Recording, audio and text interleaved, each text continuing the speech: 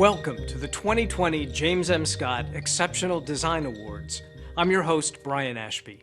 In this program, we're celebrating design excellence in architecture and honoring the architects whose contributions strengthen our communities and enhance the architect profession. I'm very excited to be a part of this annual event. Thank you to everyone who helped pull it together. The Exceptional Design Awards stands as a distinctive platform for recognizing exceptional architecture and to raise awareness of outstanding planning and design projects among design professionals and the general public.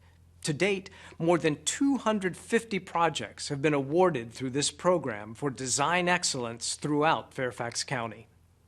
The Design Awards are sponsored by the Fairfax County Board of Supervisors and administered by the county's Department of Planning and Development, in cooperation with the county's Architectural Review Board and the Northern Virginia chapter of the American Institute of Architects. Before we get to the awards portion of our program, I want to tell you about James Scott, the person for whom this awards program is named. James M. Scott was a former member of the Fairfax County Board of Supervisors, and as a supervisor for the Providence District from 1972 to 1987, he was a strong advocate for many quality of life issues. Mr. Scott recognized the connection between quality architecture and the county's rapidly growing and evolving future. In 1984, just as construction and development in the county were poised to take off, he, along with other board members, established the Exceptional Design Awards. On May 16, 2017, the Fairfax County Board of Supervisors authorized the renaming of this awards program to the James M. Scott Exceptional Design Awards in his honor. It was his vision and leadership that led to the establishment of these awards, now in their third decade. Supervisor Scott passed away on April 13, 2017. This year, we are honoring 9 winning entries in the following 5 categories: residential, recreational, commercial, commercial interiors, and institutional. Awards are bestowed at 3 levels: honorable mention, merit, and the honor award, the highest award given. The jury, composed of building and design industry professionals, judged the entries based on the criteria of superior work of architecture, total site design and landscaping, the context of the work in relationship to its surroundings, and applied energy and water conservation and other green building practices. Our distinguished panel of judges include Kay Orr, Jury Chair. Ms. Orr is a registered architect and sole proprietor of her own company. She also serves as an appointed member of the Fairfax County Architectural Review Board. J. Paul Lewis. Mr. Lewis is a registered architect with more than 35 years' experience and co-chair of the Northern Virginia AIA Design Awards program. Sharon Bradley, founder of Bradley Site Design. Ms. Bradley is an award-winning landscape architect with more than 36 years of experience. Joseph McCoy. Mr. McCoy is a registered architect with Sanchez Palmer Architects in Alexandria. This is his 2nd year participating as a juror. Charles Todd. Mr. Todd is a registered architect that has served on the board of AIA Northern Virginia since 2019 and has served on and co-chaired the AIA Northern Virginia Design Awards Committee since 2018. He is also the Chief Operating Officer at Little Diversified Architectural Consulting. Robert Navarez. Mr. Navarez is the Director of Inclusion for the Virginia chapter of the American Planning Association. A very special thank you goes out to all of our judges for the time and expertise they contributed to this awards program. Our first award category is honorable mention, and we have 5 winning design entries. Burke Lake Golf Facilities, honorable mention in the recreational category. Fairfax County Herndon Station Parking Garage, honorable mention in the institutional category. High-Low House, honorable mention in the residential category. Jacobs, honorable mention in the commercial interior category. And Leidos Global Headquarters, honorable mention in the commercial category.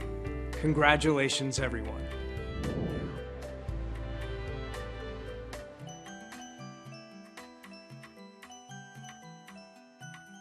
Well, it was unique in that it's a recreation facility, and often those are really not, frankly, designed in a sophisticated manner. And we found this was quite sophisticated. It was integrated well into the site. We found that it really was nestled into the topography very well, and it really became part of the landscape, which I really appreciated. It was very unique in that respect. Its materiality also respected the site. It had naturalized materials, and in that way it was also very well integrated into the site. And it just made it look like more of a civic building than a recreational structure. And so it held more gravitas, frankly, than you often see in recreational facilities. Often these are very utilitarian structures, these kinds of things. And if you've been to other golf facilities, it's really sort of a bare bones nod to pure function. And this went well beyond that. This, again, had a civic presence on the site, and it really was a very welcoming facility, much more elegant, much more sophisticated than you would usually see. First, let's talk about the site challenges. There were 3 key site challenges: the site impact, the operations, as well as the architecture. The project has, the existing site itself has a lot of trees, and that was one of the key constraints of maintaining the existing trees. So our layout kept the existing trees. We put the driving range where the existing driving range was. So, and the parking expansion was also situated where there is very minimal impact on the existing site. So site was a very key one when we, on the design part. From the operations, the building, the existing building, the original clubhouse has to be maintained operational. And the key, again, of the operation is really the driving range. So we have to accelerate the driving range construction in terms of the sequencing of the project. And the last one is really the architecture. Again, branding was giving it a new brand, maintaining an open and inviting feel of the building, and blending it with a surroundings is one of the very key approach of this building. The building is this very simple shed roof element supported by kind of like a tree-like structure, steel elements that also reflect some of the trees around the complex. So those are the key ones that how we approach the design of this facility.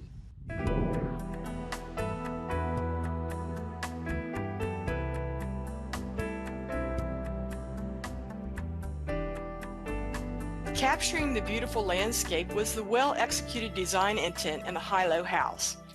The large home was broken into 2 sections stepping down the hill with landscape in between. The home is tucked into the hill, allowing the site its own presence, reducing the visual impact of this otherwise large home. Well crafted and restrained in material and color, it has a spare minimalist character, consistent in both architecture and site. We think it's an exceptional project. The house began as an upper house and a lower house. It's a 1970s house that a gentleman built for himself and his family, and it was built in a very basic way. I'll say, not sophisticated. There's an upper house and lower house and a connecting staircase, and you entered in the middle.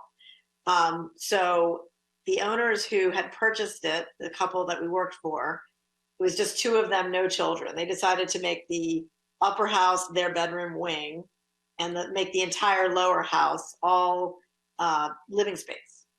So you still enter from the middle, but used a little differently. But previously, the lower house had a lot of different rooms in it and kind of a rabbit warren, including some bedrooms. So we decided, after looking at the construction, which was quite, basic, as I said, I don't want to give it a negative connotation. We realized it was best to just take the entire lower house down to the slab, but we did retain the slab. One big problem is they were both pitched roof buildings, and the upper house is fine as a pitched roof. It's sort of, as you approach the site, it's low lying, very simple, clean, no problem. When you go to the lower house, it steps down the site by one level. So it has a fantastic view of the rest of the full site from the back, which wasn't being taken advantage of with a very low 8-foot ceiling. So our idea was to take the same pitch that it had, but take it down, rebuild it, but take that pitch up and use that same slope to slope as one shed roof instead of a split roof. Instead of that shape, we shaped it as one plane, and that view now is over 20 feet, and we made it all glass towards the view. So that's number one. We took the same footprint, basically the same house, so not disturbing the site at all, and made it into, by one move, one simple change of the roof, made it a completely different experience. That allowed us to incorporate, obviously, one big large space, which you can see from the photographs. We thought of it as a large modern barn, because again, you're in a rural part of Virginia there in Great Falls, and they have a 6-acre site, so they're very isolated.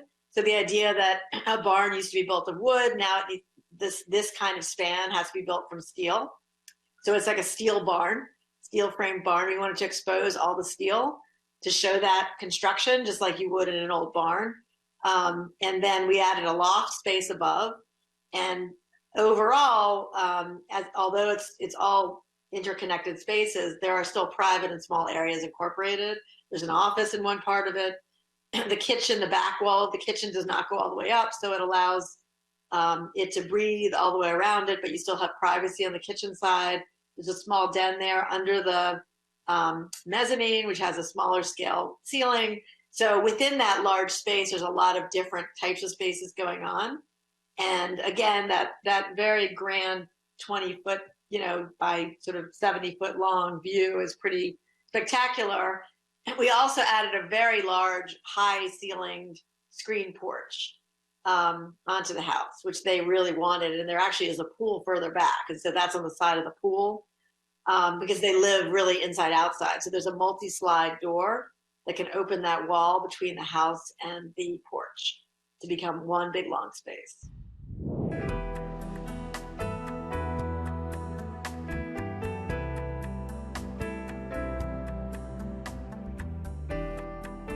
One of the major topics that the jury discussed was, by awarding prizes to these projects, we are essentially saying we would like to see more of this kind of project in Fairfax County. And I think that is certainly true of this parking garage. It is essentially a utilitarian use, but it has been treated almost as a civic building with the use of materials, craft in its detailing, and also just the way that it is an urban presence in that area of Fairfax County. It is really treated as a building that is intended to be a presence and to contribute to the urban landscape rather than be a back of house use. And the technical challenge of getting the walkway, the overhead walkway for both pedestrians and the overhead driveway for cars connecting one garage to another is really well detailed, high level of craft, well beyond what's just needed for the utility of it.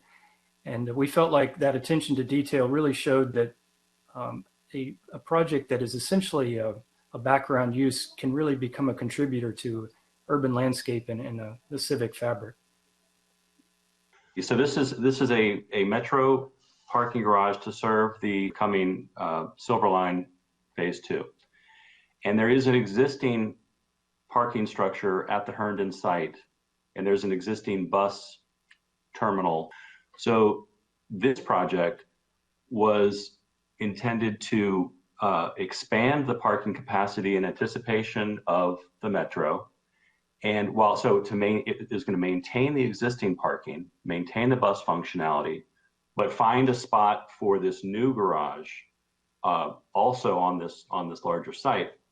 And so there was a study that we did early on to determine the best place to place the new garage while maintaining the functionality of the old garage. We put the garage in the one spot that allowed maximum flexibility for the rest of that site for the future. So it was all about maintaining future possibilities for the balance of the site.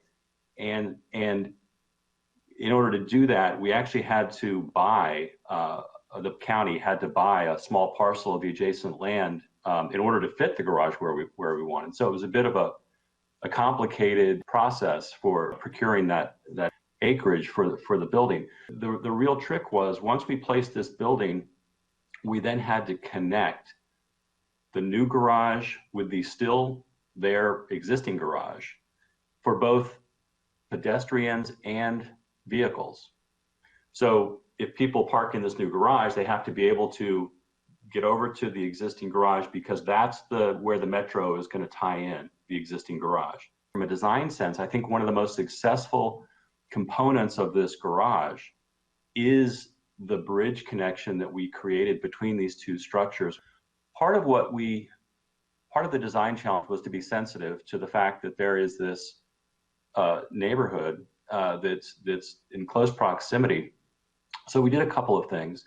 First, we took the top level of the garage and we set it back sort of steps so that it lowers the building mass and profile relative to the road.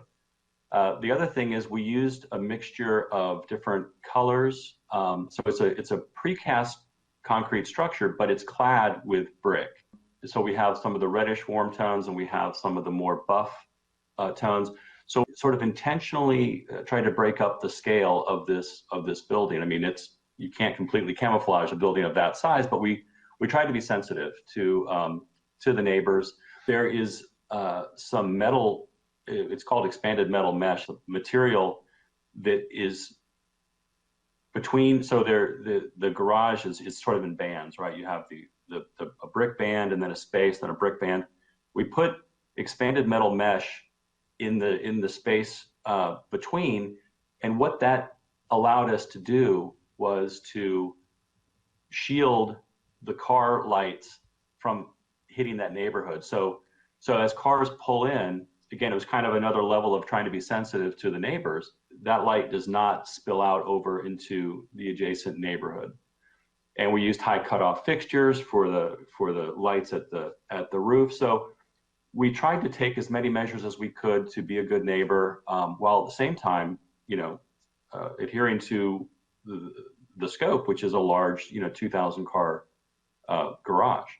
So I think there was an appreciation to the level of that we went to break down the scale, to use materials that were, sort of warm tones, sort of friendly tones, and while still maintaining the real core purpose, which is to promote mass transportation with the metro.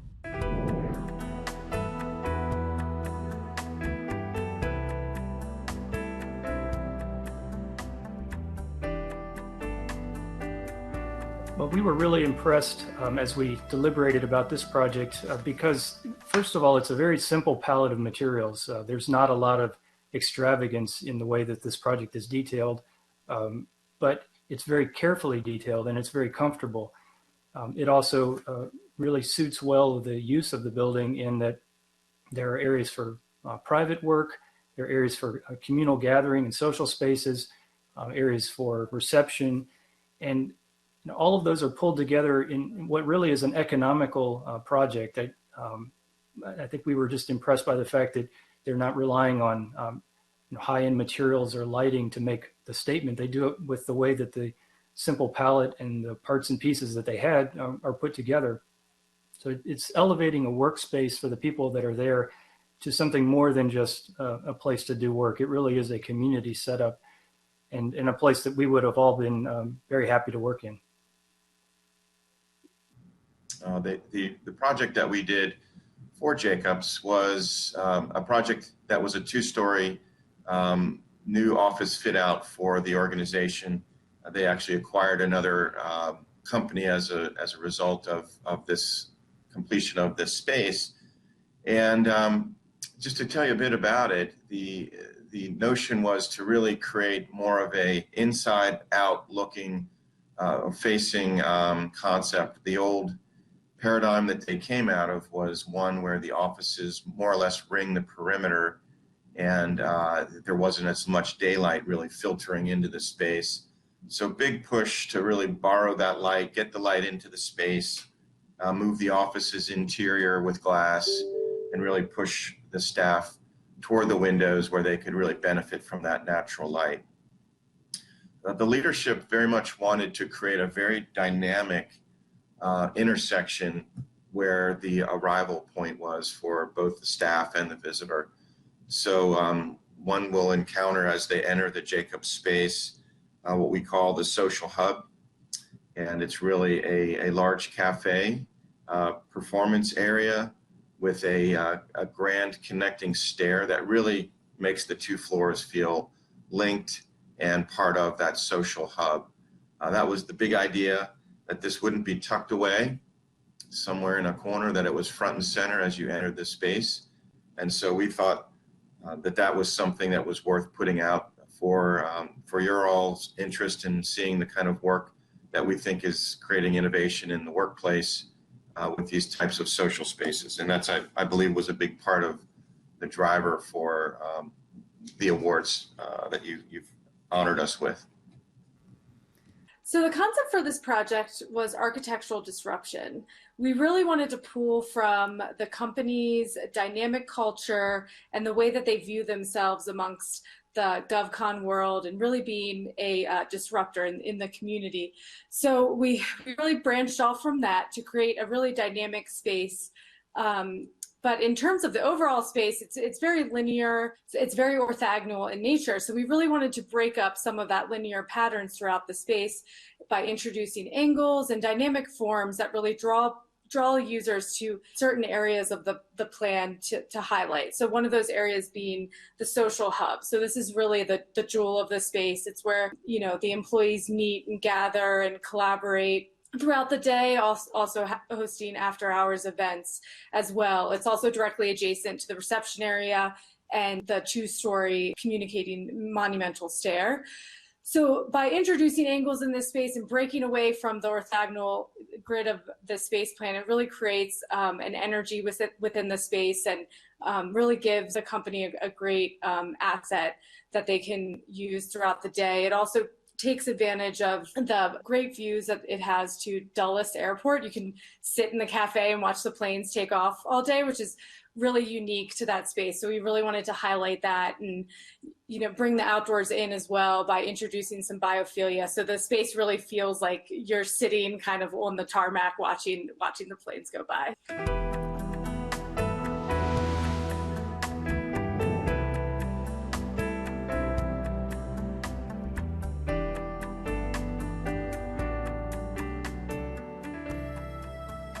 Well, the Leidos Global Headquarters is a very interesting building because it represents a perfect example of varying styles of architecture coexisting in the same urban environment. The original Reston Town Center architecture was designed to be a cohesive element to that whole development. And this new Leidos Global Headquarters is an interesting gateway signature building as you enter one of the main entranceways into Reston Town Center. The skin is different from all of the other buildings surrounding it, but creates a wonderful juxtaposition to those buildings.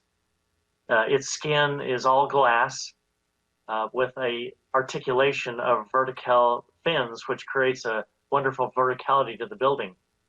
And also, because the plan is unique and has some undulations in it, it gives some character to the outside of the building rather than just being your typical glass box. All of the eco features of the building have given it the ability to win a LEED Gold certification, which is something that all new buildings should strive to do to create an eco environment for all of us. I designed the building to be an appropriate entry landmark building for one of the final development sites at the Reston Town Center master planned area. The site is part of the signature site. It's one of the last parcels to be developed in Reston Town Center. And I wanted to make sure that the building was an appropriate design in terms of its language and approach to both be an appropriate marker for the entry, but also fit in architecturally with the considerable amount of buildings that have been developed in Reston Town Center. So I used a modern architectural language of a very glass building, spent time breaking down the building into a series of volumes so that it would have proportion and scale and meet in with a larger neighborhood, but then added a layer of articulation to it, which was a metal scrim or metal framework across all of the facades to give the building an interesting scale and texture and soften the glass aspects. So I think it's a nice relief to a lot of the precast concrete and masonry and stone buildings.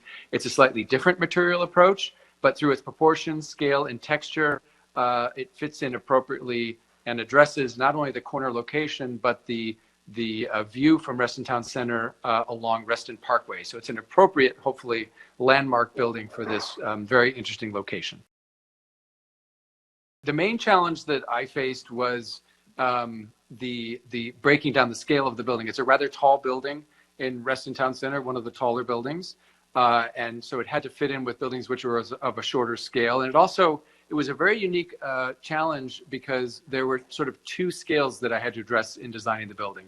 First was the scale of Market Street, which is a really wonderful walking pedestrian street that's the heart of Reston Town Center. There's a certain scale and texture to make people feel comfortable. The building has to sort of address that scale. So that was a one scale challenge. And on the other challenge, I knew the building would be visible from a distance, from the east and from the south, from Reston Town Center Parkway and from the Dulles Toll Road. The building would have visibility from those as well. So it had to both address the skyline and the larger, more distant views, but also the intimate walking street of Market Street in the center of Reston Town Center. So I tried to address those two scales differently in the shaping and organizing of the building massing and proportion. Next, we have the Merit Award and its two winning design entries. Inova Mather Proton Therapy Center receives the Merit Award in the institutional category, and the Divine House receives the Merit Award in the residential category. Congratulations.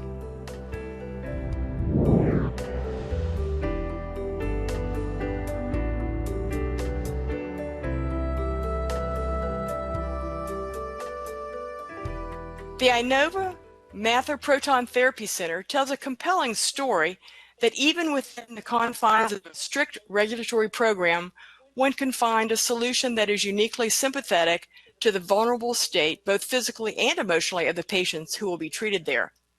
Through a tightly controlled palette of material, color, form, and lighting, the center conveys a sense of respect and calm in this award-winning, patient-centered design. So the center, which was built as part of the Cancer Center, although it was a distinct separate part of the project, the Proton Center really, I think it featured the opportunity to fully integrate it with the other radiation oncology programs, as well as to create a unified aesthetic between the Proton Center and the adjacent new Cancer Center. We have two proton therapy treatment rooms in the center. And those, if you don't know what proton therapy is, it is a form of radiation, but the equipment that that's used to target the tumors is very large equipment. really the idea was to use the natural elements and to kind of supplement the wood tones with the use of, kind of soft organic shapes. So we often have very long corridors that connect the treatment rooms, and you don't want those to feel monotonous to patients. So we use some soft organic shapes to help also break down the space, and those patterns were copied on the ceiling and into the floor, and they helped articulate the major circulation nodes. These are big rooms with a lot of equipment, and how do you bring that down to a scale that is appropriate for a patient? And one of the unique features in this facility is a ambient lighting system. When patients go into a room for treatment, they have the ability to select scenes and to select colors, and it really helps, soften their entire experience. So it's really a challenge to take all this technology that comes into this room, from the lighting system to controls to all of the devices on the wall to radiation monitoring, and make that all kind of disappear. And so I think if you've seen any of the photos of the finished product, you'll see that it's really nicely integrated.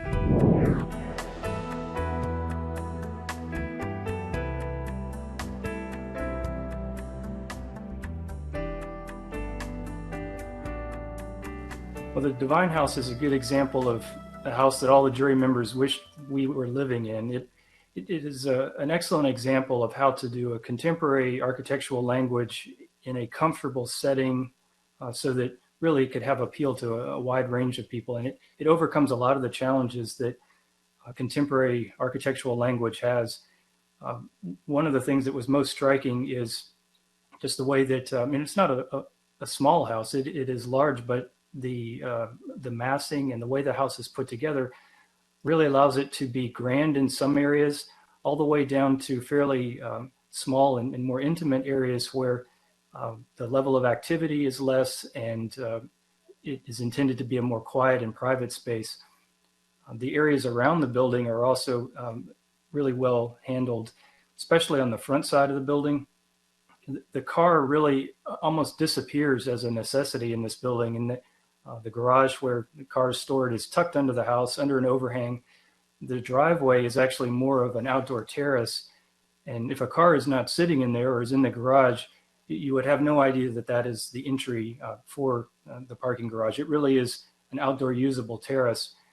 On the back side of the building, there are a number of smaller areas that make this larger house quite usable and quite at a human scale, and easily usable for small gatherings, as well as a larger connection out into the site. So overall, it's just a comfortable palette of materials, well put together, restrained but refined in its detailing, and a really nice, comfortable place to be. So we were quite impressed.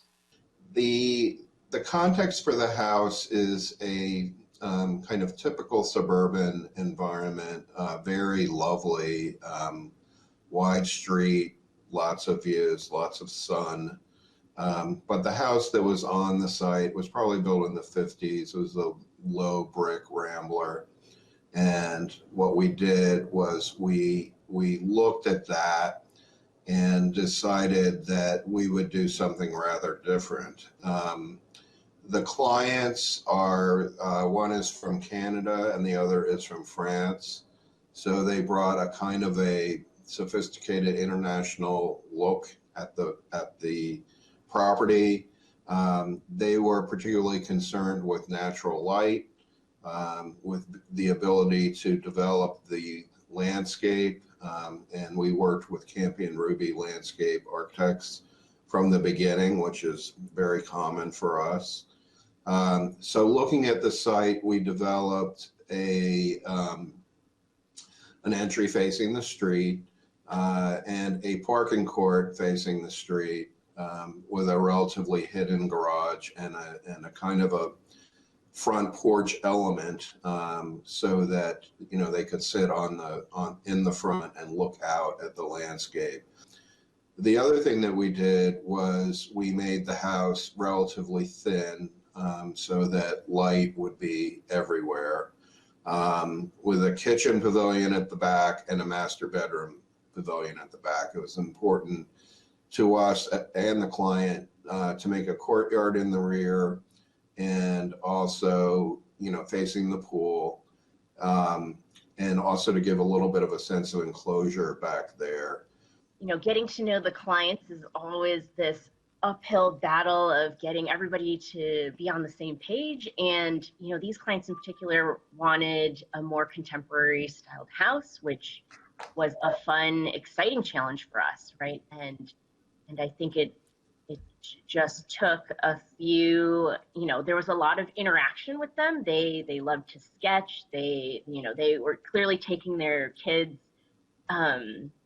crayons and colored pencils and graph paper and wanting it to be this very collaborative process. And so I think that was actually very enjoyable, right? To have them be that connected with their project and that interested in that, willing to, participate, right, in their project. For me, it's this continuity of the materials, right? We've got these very clean, simple massings. That is where the idea of the project started. We built around this, 2-story volume in the middle, and we eroded each of the pieces in a slightly different way, wanting the pieces to relate to each other and wanting it to feel like, it wasn't just 3 things slammed together, right? They all speak to each other, right? The wood, the natural materials, whether it's in the screens or the eaves or the walls, right? And it's something that continues from the inside to the outside. And I think that it's done in a successful way. And finally, the Honor Award, the highest honor given in this awards program. And we have 2 winning entries. 3347 Sheffield Court receives the Honor Award in the residential category, and the Potomac School Spangler Center for Community and Athletics receives the Honor Award in the institutional category. Congratulations to our 2 Honor Award recipients.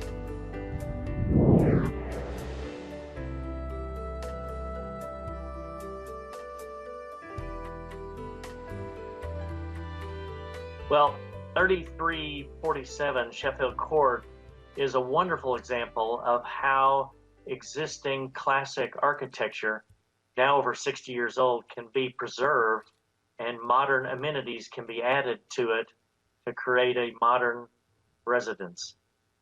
The tendency in these neighborhoods is to tear down the existing because this building had some issues, and to build a new, more modern facility.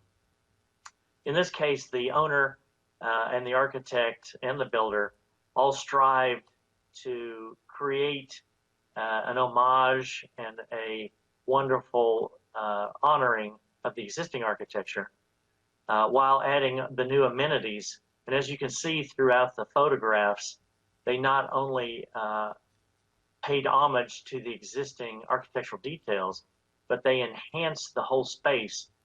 They kept many of the materials that they had taken down for expansion and reused them in other pieces in the house. So it's a wonderful example of how to minimize the destruction of existing and creating more product for landfills and enhancing it and creating a wonderful space for a family to live in that they didn't have before. We work on a lot of mid-century homes and contemporary homes, and one of the main themes of our projects is to not overwhelm the initial design, but actually take cues from what the architect was originally intending to do, and then also look at the materials and the general sense of the house and try to add to that and to try to make that add a new layer that relates to today's type of living. Meaning we'll go in, and if the kitchen was initially in a small room, an enclosed room, we'll try to bring the kitchen out into an open space so you have a combined living, dining, and kitchen area. So that was one of the elements that we incorporated in this design. But for the most part, the design and what we were intending to do was just to really rehabilitate the house. And what we do, it's not necessarily architectural preservation, because that would be fixing it up exactly the way it is. What we're really trying to do is to, in an economical sense, come in and to reuse what's there. So in terms of a design for economy, it's pretty difficult to be more economical than to actually reuse the whole existing structure. So from a green building standpoint, we really just keep what's there. In this particular house, we inserted a really large window down in the basement, and probably 7 foot tall by 6'6" wide area.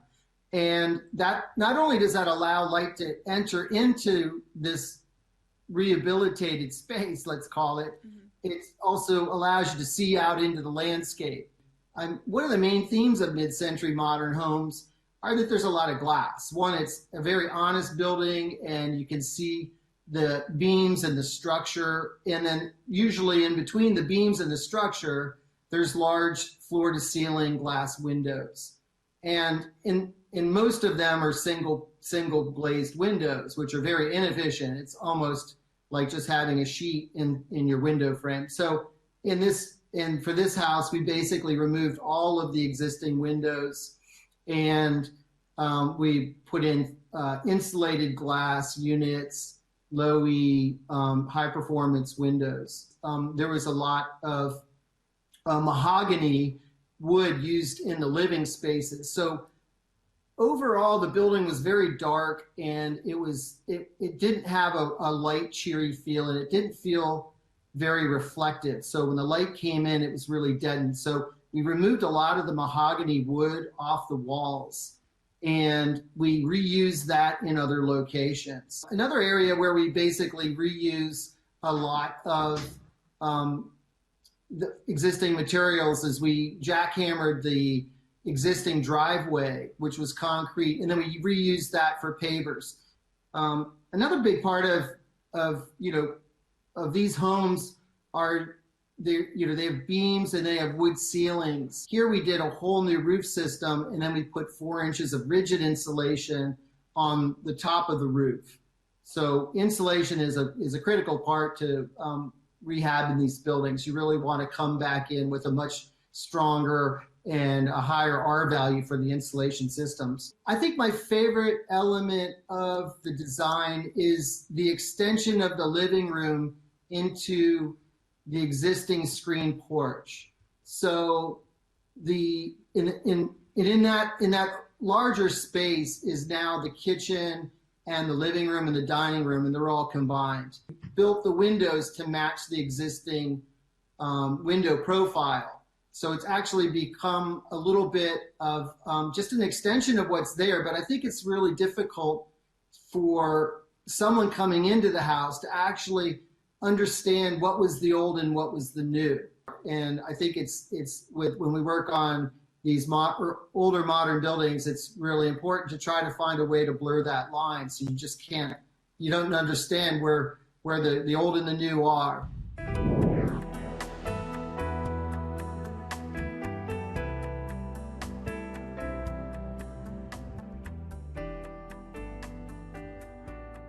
Although it was very massive in its scale, it really respected the site. And again, it really integrated well into the site and became very seamless, almost as if it was always there. It really seemed to grow naturally out of its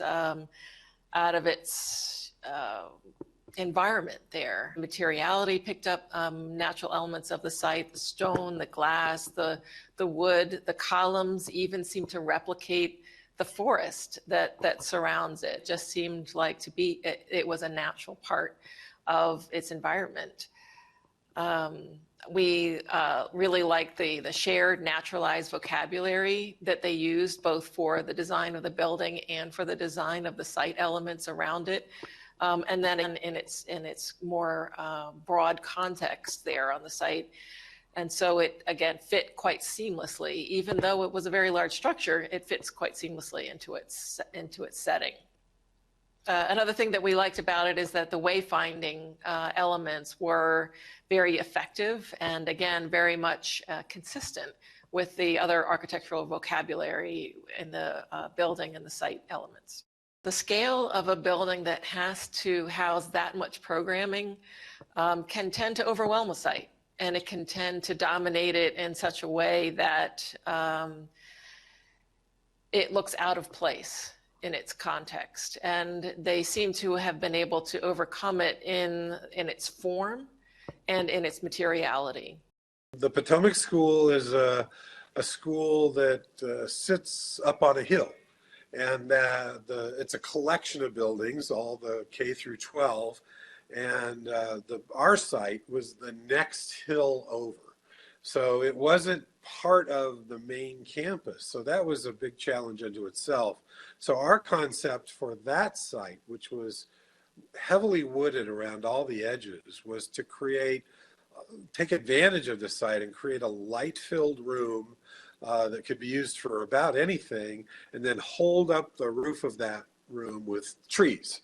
And so we created structural trees to hold up this very simple room that supports community and athletic events. The structural trees are heavy timber. They're these very long, 40-foot long tapered wood columns. And to put those up, we had to kind of put the roof structure up first, then add the columns. So it was backwards as compared to a typical building. And so that was a challenge in the construction. In the design, I think it was working with the owner is always the challenge, the positive challenge in finding the right balance of sport, fun, and non-sport. And we worked really hard to find that balance. The way it met the design criteria was it's a building that's not just a gym, it's a well-rounded building like the school. It serves a whole variety of sports, but also community events. So you can have talks and theater and a school assembly, movies, a lot of other kind of multi-purpose events in there. It's a place for kids to hang out. It's a place for, if you think about a sports facility, it's where kids from other schools come and visit. That's where they get to know you. So, or parents or the rest of the community. So it had all of those purposes. It wanted to be healthy, so it's filled with light. It's up in the trees. It uses heavy timber and cross-laminated timber for its structure, so it reduced carbon. All of the sustainable things you want to do right now. We want to capture water. We're right next to a pond. We're right next to a resource protection area. So rather than walk through it, we built a bridge over the resource protection area. So it's good for the community, good for the environment. And then it just is a quality building. You want to do a building that lasts a long time. This brings us to the end of this year's program. Thank you for joining us. And on behalf of the 2020 James M. Scott Exceptional Design Awards, I would like to extend a very special thank you to our design jury. And again, congratulations to this year's awardees and actually all entrants on your outstanding work and award-winning architecture. Continue elevating the architecture and design in our community. We hope to see you in person next year to showcase the county's Exceptional Design Award winners.